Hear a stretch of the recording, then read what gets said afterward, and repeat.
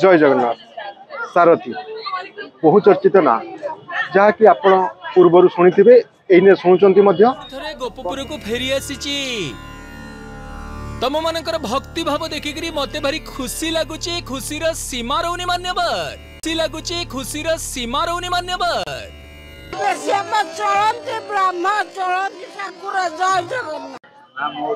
आमर किसी अभियोग ना किंतु जो प्रकार जगन्नाथ को सी छोट कर निजक श्रेष्ठ करने चेष्टा करमर बहु दुख लगुच से विषय आम आज आलोचना करवा श्री महावीर सेवक तथा सूर्य बाबा सहित आसतु पचारि बुझा कौन कहते सूर्य बाबा महाराज सारथी जो बहुचर्चित वर्तमान समय जगन्नाथ को अपमान ये जगन्नाथ प्रेमी को केते दूर ठीक एवं केते दूर भूल समस्त को तो आमर कहबार सामर्थ्य नहीं किंतु जगन्नाथ प्रेमी मान देखो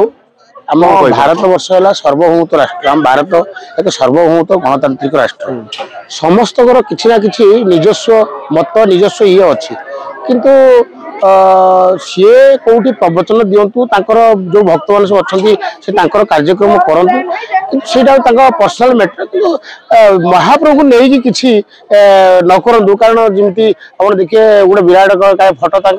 तले महाप्रभु गोटे छोटिया फटोटे रखी से गुड़ा सब कौन आम हेल्ले ओडिया आम महाप्रभु आम जगन्नाथ को लेकिन आम सारा विश्व सारा ब्रह्मांडर से देवता आम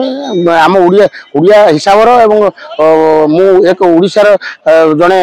नागरिक हिसाब से आमको ये सब कथा बाधुची तेणुक सी कौट प्रवचन दिंतु प्रवचन शुणु भक्तगण हूँ आमर से जायस कि ना कितु यही सब महाप्रभु को लेकिन किसी न हो महाप्रभु को ना नहीं कि न हो तार से कौन प्रभु हो जाऊ चलती प्रतिमा हो जाऊ तार भक्त मैंने काली सब शुणुली कहते से चलती प्रतिमा सी माने